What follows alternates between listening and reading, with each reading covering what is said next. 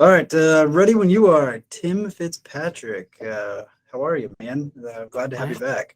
yeah, I'm doing well, man. Thanks for having me back. I guess I did an okay job the first time you asked me back. Yeah, right. Yeah, that's always a sure way of knowing if you did okay or not, right? Yeah, so thanks for having me back. So today, the whole topic is the three marketing fundamentals that you must have to drive consistent, repeatable results. And this is going to be the part two of that. Am I correct? Yes. Awesome. Okay. Yeah, I think we're gonna dig a little bit deeper this time around. So yeah, so we're going to discuss creating the framework to good messaging, and then basically how to create a target audience, which I find that a lot of people don't know how to do. You know, they sit there and they create some posts, and then they blow some money on Facebook ads, and they go, oh, my Facebook ads, Facebook ads don't work, Yeah. and or the direct mail didn't work, or whatever it is, TV ads or billboards. But it comes down to making sure that you're good. You have a target audience put together. You continually test it, or put enough work into research to find out what that is, and then come up with a creative, unique messaging standpoint, right? Yeah, yeah. It's hard to create a really good marketing message until you first understand who your ideal clients are, who you intend to work with. Everything starts from a target market standpoint. So, do you want to dive into like an example for, like, I don't know if it's construction, or is this B2B or B2C? Do we want to discuss some examples as far as that goes? It really, when you look at the fundamentals, it they're immutable, and it doesn't matter what type of business you're in, whether it's B2C, B2B. Mhm. You've you got to know who your ideal clients are. You have to have a great message, and you have to have a plan of how you're going to get that message in front of those people. So when you look at target market, the easiest place for most people to start with their honing in on who their ideal clients are is with their existing and past customer base, right? I think we dove into this a little bit last time, where I like to start by asking yourself three questions, like, who do you love working with? Who do you get great results for? And who are your most profitable clients? If you can work with those types of people day in, day out, your business is going to be doing really, really well. So let's start there. And I then from wish, there, you man, I can would have start to brought dig in this deeper. sheet that me and my whole team, we spent this time on putting together. Okay, well, who have we worked with in the last 4 years, right? What are these industries, and what do they generate in revenue? Some of them we guesstimated, but for the most part, we knew. So, because we had to prove some sort of ROI and have those Yeah. all those conversations, right? So we're like, oh man, like we found that over the last 4 years, we tend to really work well with construction and outdoor companies, landscaping and things like that. And so we're like, okay, well, they generate on average $2 to $5 million in revenue a year.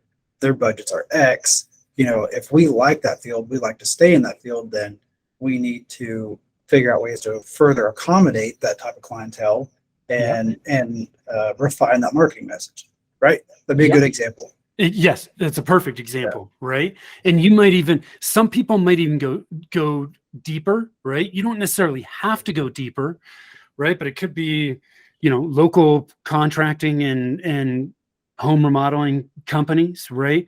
I think the narrower you can go, the easier it is. But as long as you're narrow enough where that group of businesses or people congregate and collect together, then you're okay. If Hmm. you, if they don't meet together and you can't identify places where they actually get together and congregate online and offline, then it is going to be very difficult, right? So Yeah. Yeah. let's dig a little bit deeper on this, because I think it'll really help people, because a lot of people don't even go through what we've just talked about, where you really hone in and identify who those ideal clients are for you. But once you understand who those people are, in my opinion, the next step is figuring out where they are, right? I call this an ideal client treasure map list, right? Everything on this list is where you can potentially go to find gold. Okay. And what it does is it ensures that you're going to fish where the fish are, right? If you want to catch trout, Do you go out and cast a line out in the middle of the ocean? Like, no, you don't, because trout are not saltwater creatures, right? They're freshwater. You'd go down to the local stream, or better yet, maybe there's even like a little trout pond near your house. You know that if you go there and cast a line out, you're going to catch trout. That's what we want to do with our marketing. We want to do the exact same thing. We don't want to cast a wide net and hope that we're going to catch what we're looking for. We want to go very narrow and cast a net exactly where we know those people are.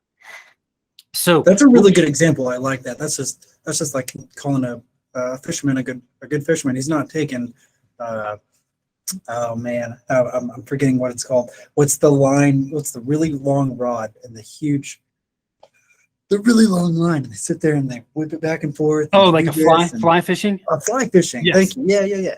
Duh. Like you wouldn't go fly fishing out of the pond. Yep. Right. Like you're gonna catch like you're gonna have better luck catching bottom feeder fish with hot dogs and a hook and a bobber. That's right. So That's right. know what you're going after, and then accommodate that. So like you're not gonna go try catch saltwater fish with a hot dog, like you would other fish in a pond or a lake or something. Yeah. Good example. I like that. That's cool. So once you know who these ideal clients are, then you can create this treasure map, right? How do you go about creating this treasure map? Well, you just start to consider where they are, right? So think about websites that they frequent. Are there forums or message boards that they go to get information and interact with one another? Are there social media groups that they're a part of? Influencers that they follow? Podcasts that they listen to? Email lists that they subscribe to? Blogs that they read? YouTube channels? Associations, organizations that they belong to? Are there other businesses that they work with already, right? So are there manufacturers or distributors or suppliers that they buy from? This is all really good. You're breaking it down really well, because I feel like it's very common for people to be like, where do I start? Or how do I do this, right? And the way that you're breaking it down makes it feel so easy to kind of figure out who my target audience is, right? Here's what I would say is I would say it's simple. I would say it's not easy, right? Easy implies, to me, when I think easy, I think not a lot of work. Simple, there's work, but the concepts are not difficult to understand, right? Yeah. And so, when you start to look at, and Braden, all this, Google is our friend here. Like, all you need to do is start going into Google, type in searches. So, for example, when I have a target market workshop that I do, and when I initially put it together, I just made an assumption that, let's just say that I target chiropractors. Okay. Chiropractors are one of the ideal clients that I intend to work with. So I jumped online and I started doing searches for chiropractors based on all these things that I just mentioned. And within 15, 20 minutes, I had a page of all these various places. I found a couple events, that are each year held for wellness or whatever. Yeah, for chiropractors. I found a couple podcasts geared towards chiropractors and helping them in their business. I found social media groups. I found influencers.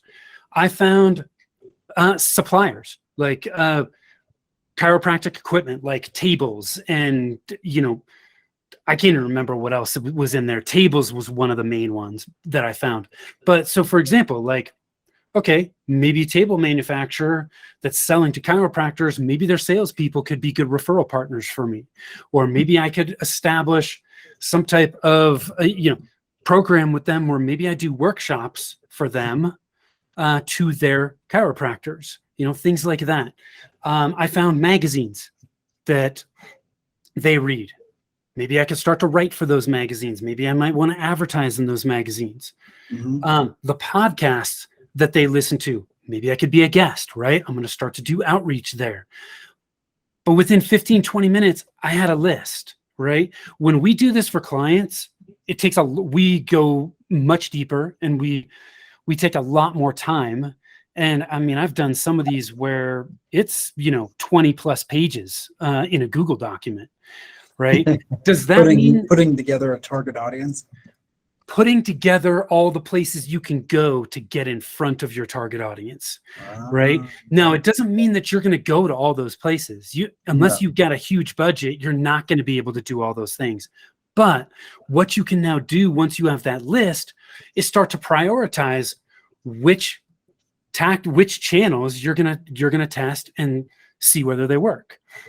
You got to prioritize them, but at least I know that if I go on to that podcast that's on the list, I am fishing where the fish are. I'm not going on a podcast that's targeting, entrepreneurs or small business owners broadly. I'm going on a podcast that is specifically talking to chiropractors, which are the people that I want to work with.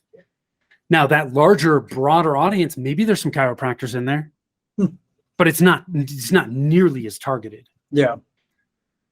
So we know that for every element that's on that list, you're going to get in front of the people that you intend to work with. It's much more targeted marketing. It's going to be much more effective. So that's where you really need to start. No. So I'm trying to think of like somebody who's somebody that's putting this together. Is this like, what are their titles or what do they do inside the business where they're like, I need to put together a target audience, or I need, who's that someone that's asking themselves that or requesting that? That's not always the owners. Well, it's not. Sometimes the business owners or whoever's running marketing may not even know to ask these questions, right? There's a lot of people that immediately get tactical when it comes to marketing and they just start taking action. I need to be on Facebook and I need to do paid ads.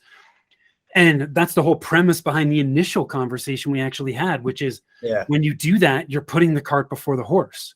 Tim, did I tell you when I interviewed a bunch of a handful, I'd say 12 to 15 for a social media position several months ago, when I asked like, hey, what's the difference between a boost and an ad? Or what is the frequency in the context of advertising with Facebook or LinkedIn or TikTok or whatever it is? What does the word frequency mean? Or what's the difference between impressions and reach? I find out the majority of them, almost all of them, didn't know the answers to these common questions. Yeah. Like, and some of them had marketing degrees from TU, OU, OSU, NSU, or some of these other universities, and so I find that a lot of these marketing people aren't that educated in some of the terminology aspects, and so sometimes it involves them having to, like, I guess, coming to podcasts like this to learn and to listen from people who do have the experience, and to help them out. Like, I don't know, I also feel like that those people don't have to be alone in their jobs. If a business owner that is whatever revenue range, but they finally have hired a marketing person in-house to work for them, they can't do everything themselves, right? And a lot of times I feel like that they don't have the answers to it.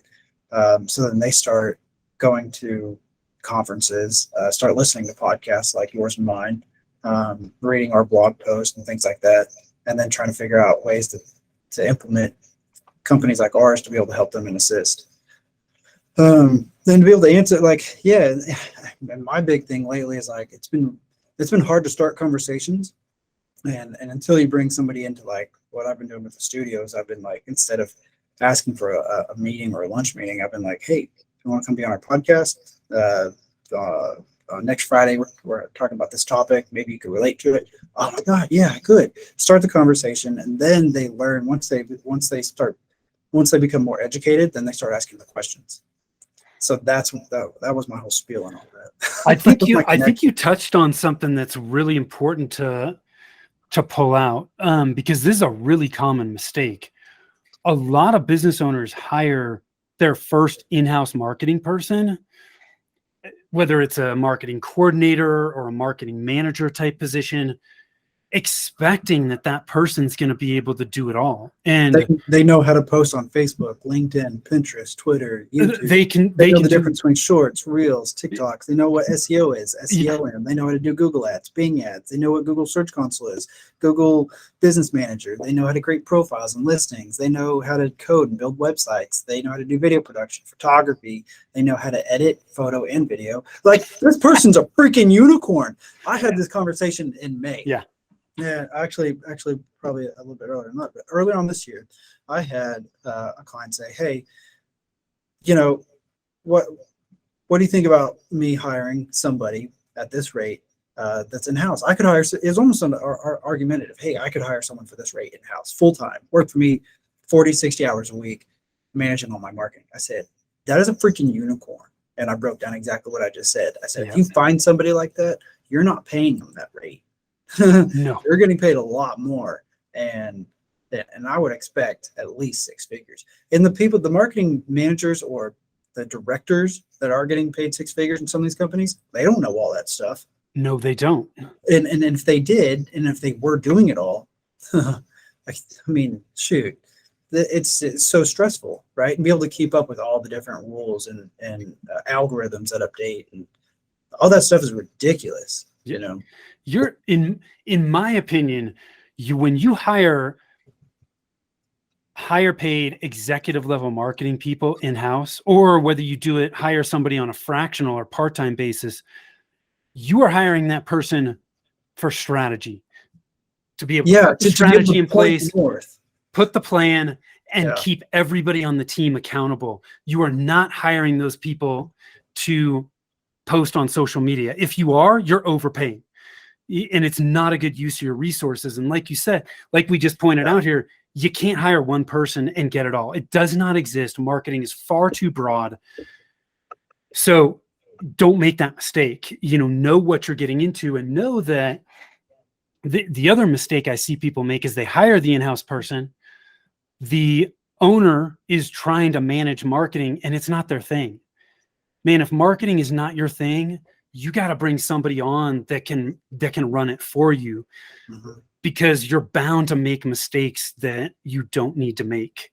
Hire somebody to manage your team and go focus on the highest and best use of your time in your business. Because my guess is you can probably spend your time elsewhere and generate more revenue than trying to run marketing yourself. Because if you do that and it's not your thing, you're going to waste time, you're going to waste money, because you're going to invest in things that you shouldn't be.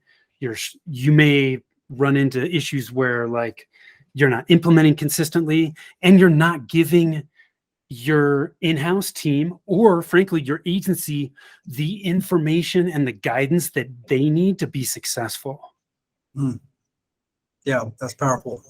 And a lot of times it's hard too to be able to understand when to let go, and when to let go, how much rope to let go of.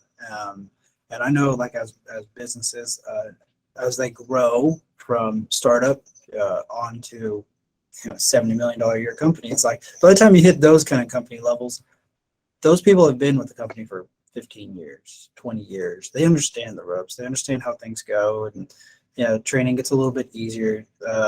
But for some of these smaller companies, I feel like that education is real big. I'm gonna come right back to that. And one of the things that I've always said is, I'm going to give you a little bit too much information, because I'd rather you be overeducated than under. Because if you're under, then you're going to make the wrong decisions. But at least if you're overeducated, you're going to have the potential to ask more questions before making decisions. Yeah.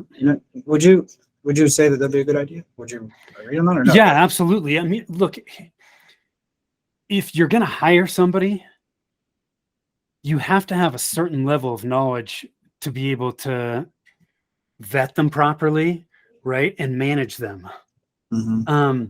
And I think that's the challenge with marketing. Like, as we've talked about, it's so broad, and frankly, it's not a lot of people's skill set. And trying to do something when it's not your skill set is a recipe for failure. So you have to know enough to be able to hire the people that you need to hire, but you're never going to know it all. Which is why I think at some point, sooner rather than later, you need to Fun. figure out how you can hire somebody at an executive level with your marketing who can run it, but they're not necessarily the ones that are doing all the day-to-day work. They're not posting on your social. They're not creating blog posts.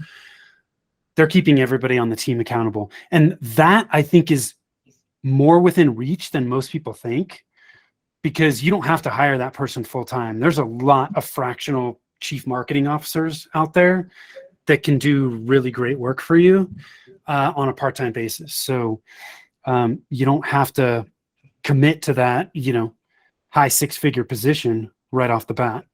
One of my goals is to be able to get to the point to where we are sourcing marketing managers, and the marketing manager is assigned to no more than 4 companies to manage at a time.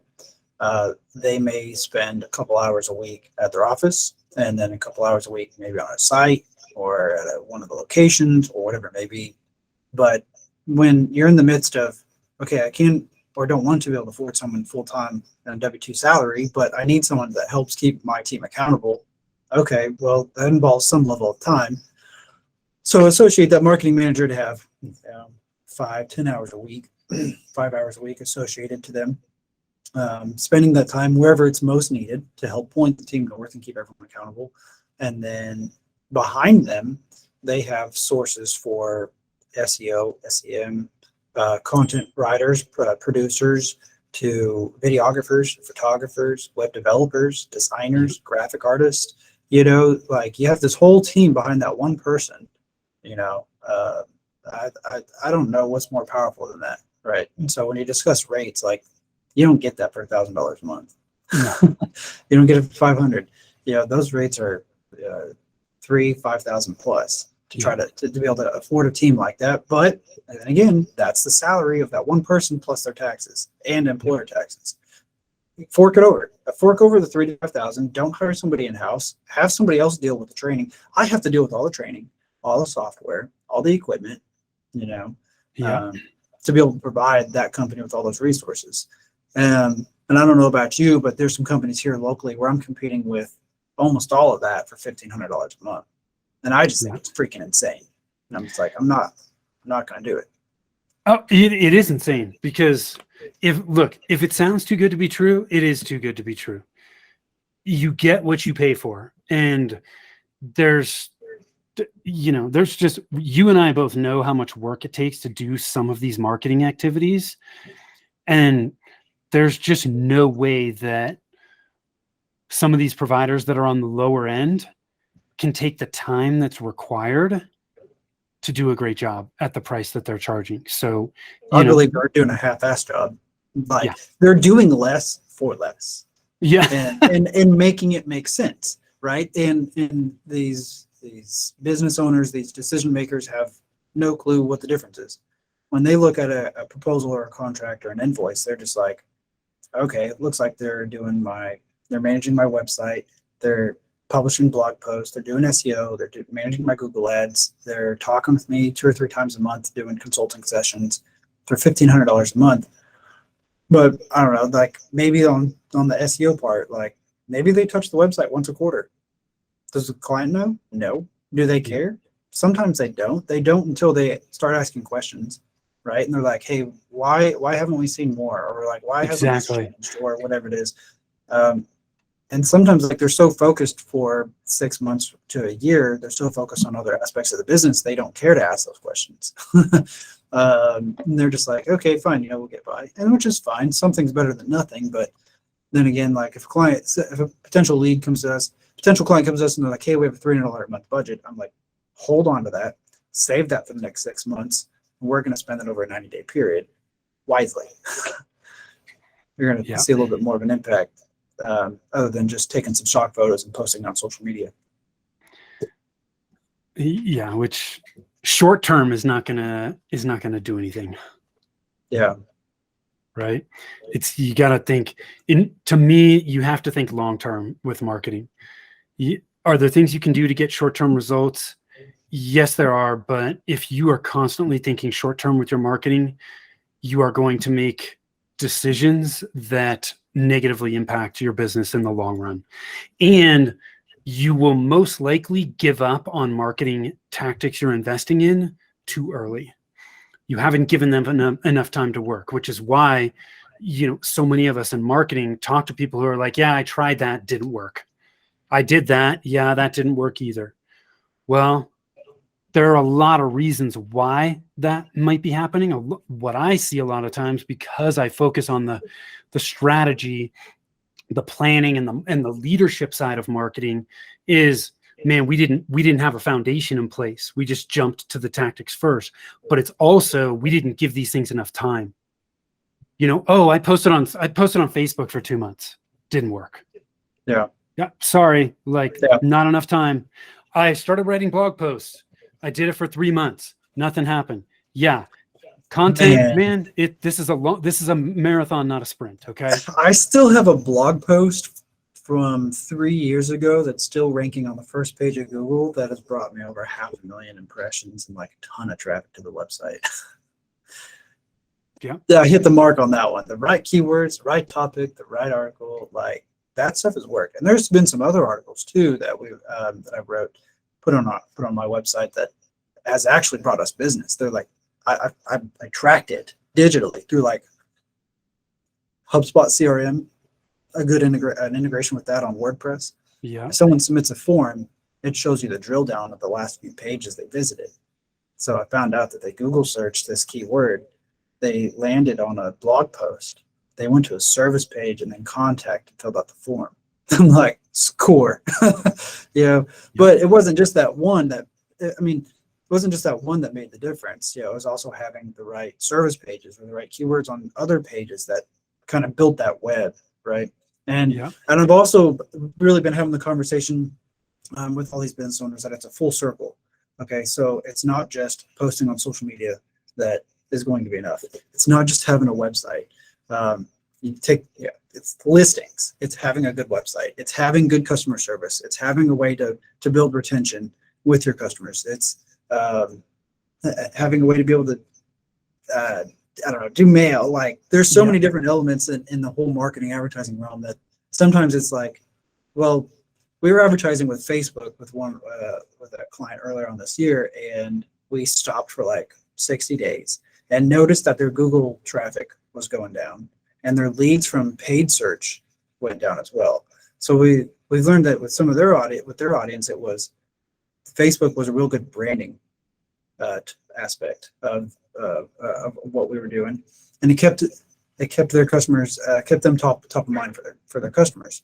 So whenever they saw that ad again, they were ready to reach out. They went to Google search, found the ad, and clicked on it, and it just kind of tied in together. Does that make sense? Yeah, absolutely. Absolutely, man. Dan Kennedy, for those that don't know, Dan Kennedy is like one of the godfathers of direct response marketing. He talks about one being the worst number in business, right? One major customer, one major lead gen channel, one key employee, like anything one that you are heavily reliant on in your business is a very vulnerable place to be. You better be sweating. Yeah, you cannot, if you're generating all your leads from one channel, not a good place. You've got to diversify and take more of, as you're describing, Braden, a multi-channel approach to your marketing. What would you rather be riding if you got a flat tire? A unicycle or a four-wheeler? I'll take the four-wheeler all day long because I'm going to be able to get to where I want to go if one of those tires goes flat. If it goes flat in a unicycle, I'm screwed, man. I'm walking. Okay. Yeah. So, same concept here. So super, super important. Yeah, it's good food for thought too. So consistency is another thing I'll argue as well. Like that's key. Yes. So just kind of like what we've been saying this whole time is it's not just one post on Facebook and a boost. That didn't work. Well, of course it didn't work. Because you have nothing else posted on your page since 2018. People are like, how legitimate is this place? And I've actually had, I've heard more than once that customers have chosen a business because they are the only ones that have posted on social media consistently. They've shown their work.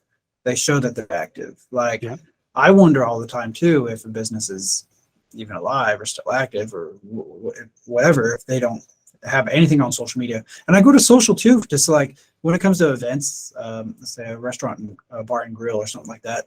They're having like they have a patio with a little concert area, right? And they commonly have events with people who come there and sing or perform. But I go to social media and they don't post anything there on their website, and they always have events. Oh my God, they're losing out on so much potential business and traffic and visitors there and stuff too. And another thought that's a little separate. Do you think half of your business generated from one source is too much? Oh yeah. Yeah, way too much. I'm trying to remember the exact number, but a buddy of mine worked for a construction management company, and he told me at one point that their CFO got concerned when they had one client that was doing more than 10% of their business.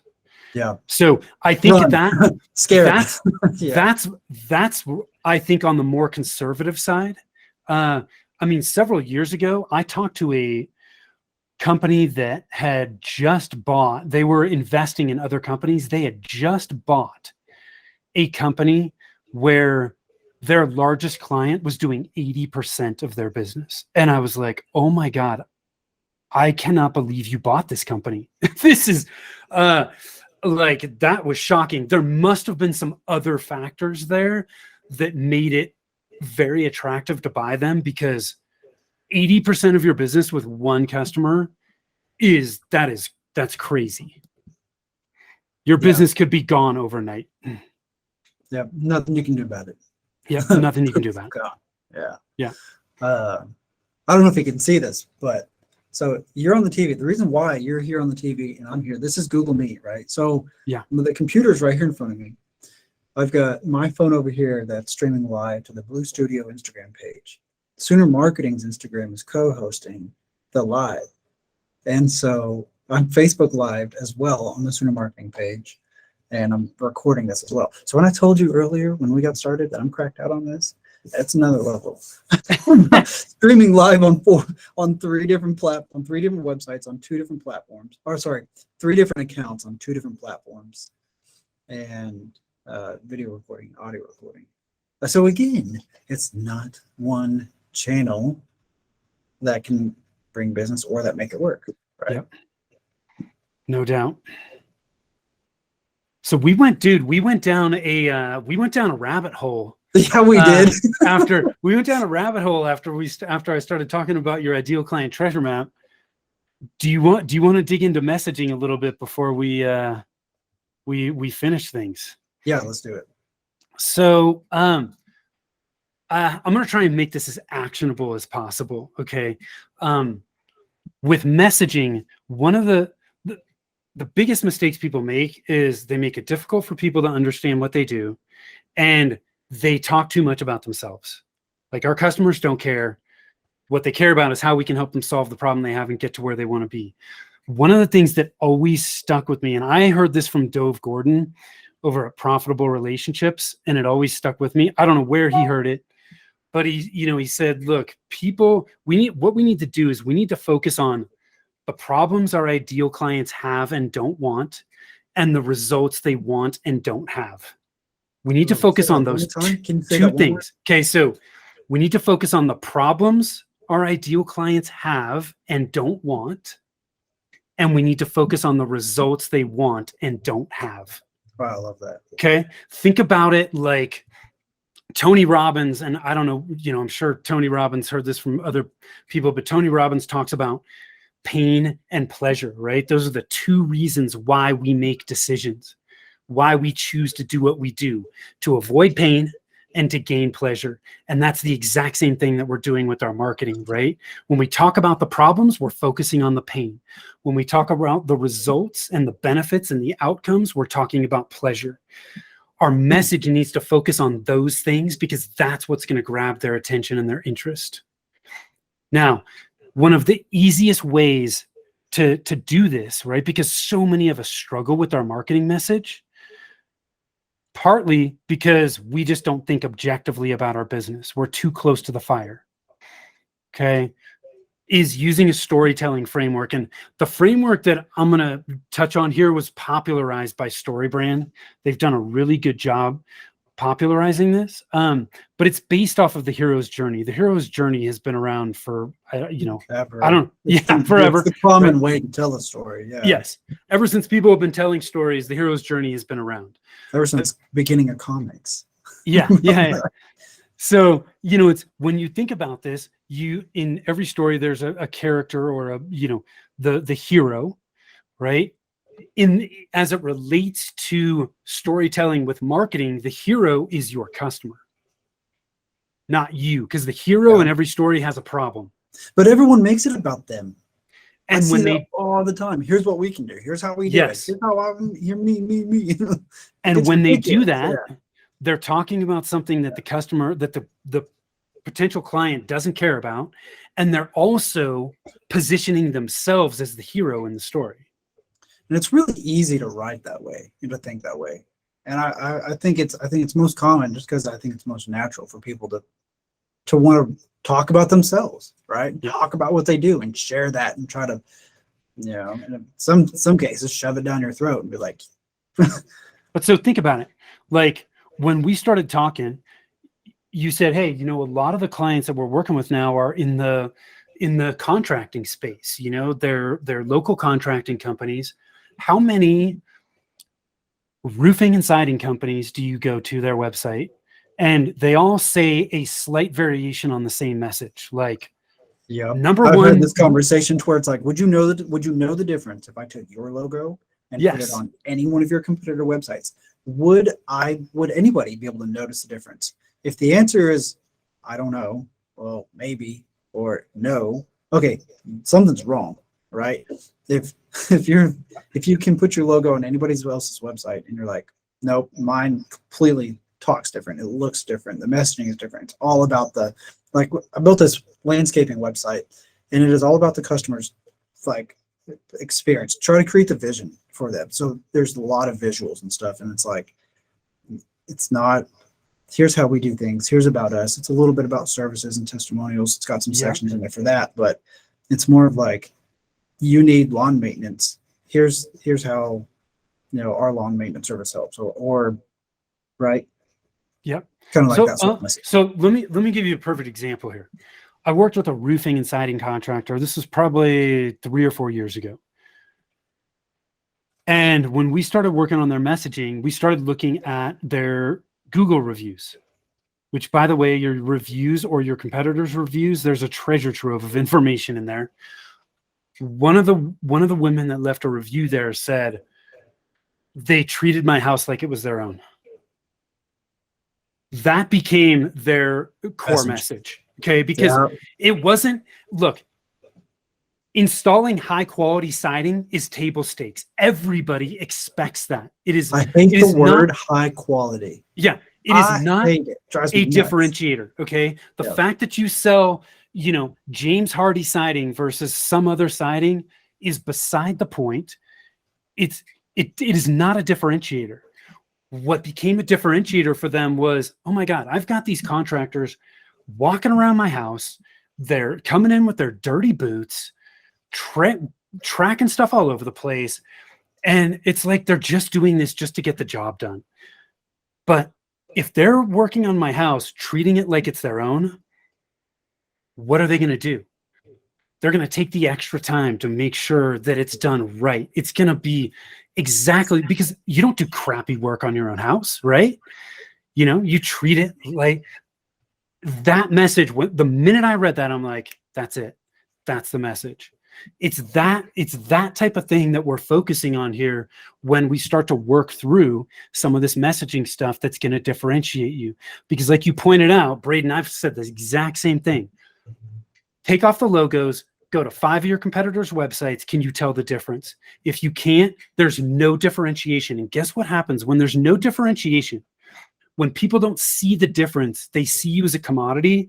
The only thing that they're left to object on is price, which means you're constantly being bombarded on price. But when you differentiate, price is not an issue.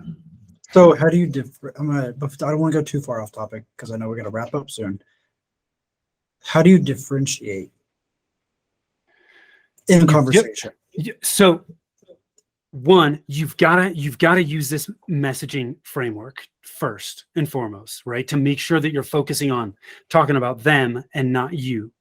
But the next way, on the second level, once you've created a compelling message, you also have to create a competitive advantage. Okay. And because if you don't have a competitive advantage, people don't see you as different. Okay. Now, the easiest way that I found to create a competitive advantage, couple things. You want to look at how can you help your clients save or make money? How can you help them save time? How can you help them reduce risk? And how can you help them eliminate hassles? Those four things are part of a larger, and I can't remember, Bain and Company, I think, is the one that initially put this together, where they talk about the elements of value. And in that value, there's like over 30 elements of value in that pyramid. The four that I just described are usually the lowest hanging fruit for most businesses to add value and start to differentiate themselves. The 4 ways to add value, because that was another powerful one. Either you reduce risk, save time, and the other 2 were reduce risk, save time, eliminate hassles, and save or make money. Okay. Save or make money, which almost everyone, it's one of those 2. Yeah, totally right. Absolutely. Right? That you put that together really well. So now the other thing that you can add on top of that is a guarantee. Do you have a guarantee? Right? A guarantee is another way that you can help differentiate. Now, adding a guarantee does have to do with risk, right? You are reducing a certain type of risk. But when I talk about reducing risk, I'm also about sometimes some of the things you do may reduce risk that they have in their business. Mm-hmm. So for example, insurance, right? If you sell insurance, what you are doing is you are reducing risk, right? Because you're insuring against potential risks, right? But those four things are great places to start to dig deeper into how you can create a competitive advantage.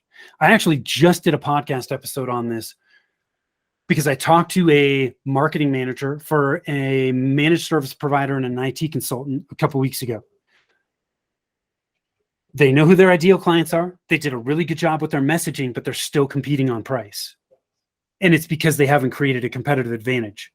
Their market is so competitive that even a different message isn't enough to push it over, right? It may be generating them leads, but when they get into the sales process, people still don't see them as different. They're seeing them as a commodity. But when you create a competitive advantage, all of a sudden, like the only way that they can get what you offer is by working with you. They can't get it anywhere else. And that's how you eliminate price as an objection. This is amazing food for thought. And some actionable items, like, if you're listening to this, or when you are listening to this, if you're watching it on live or on YouTube video or whatever it is, the podcast recording will be available, and Tim's got a lot of amazing resources and stuff too, so that'll be provided in the show notes in the video as well.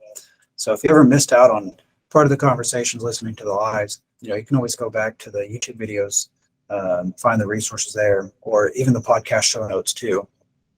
Find out what those 4 ways to create a competitive advantage are, which are powerful, right? And that's actionable. This weekend, when if you're not working for if you don't have a job or anything, or a project or something going on, try to sit down, figure out some ways to create your competitive advantage. Look at 5 competitor websites, figure out what the differences are. If they all look the same, okay, they should give you a pretty easy starting ground on, okay, well, how can I differentiate myself with those 4 different categories, would you call them, maybe? Yeah, categories are the elements of value. They're straight from the elements of value pyramid. I love that. That's pretty cool. Well, I think that pretty much wraps up our conversation for today, doesn't it? Man, we covered quite a bit. We talked about just a like lot we of did stuff, last man. time. the last time we did this, we covered quite a bit. Yeah. So I'll make sure, but when we go off air, I'll make sure that you've got some links to some additional resources, because I know we started to touch on messaging. We can talk about that in its own episode. So I'll make sure your audience has some resources if they would like to dig deeper on that. Okay. Cool. Yeah, that'd be awesome. Well, I'm Braden Cruz with Sooner Marketing, streaming live at the Blue Studio. Sometimes I like having fun being having like a radio voice, try to practice on it. But anyways, and I got Tim Fitzpatrick with Rialto Marketing, right? Yep, that's it. You Rialto. got it, man. Yeah, I thought I said it right. Rialto. Yep. I've said it wrong a few times in my head. I'm like, maybe that's not right. No, Rialto, you got it right, man. Yeah, man, this is really fun. I really appreciate you being on the show, and you provide a lot of great value, I know, to a lot of business owners. And when it comes to the strategy side of things, I'm always going to send people your way, customers that we can work on together when those opportunities arise. Awesome, man. I love it. I appreciate it, and thanks for having me back. Alrighty, guys. We'll see you next time.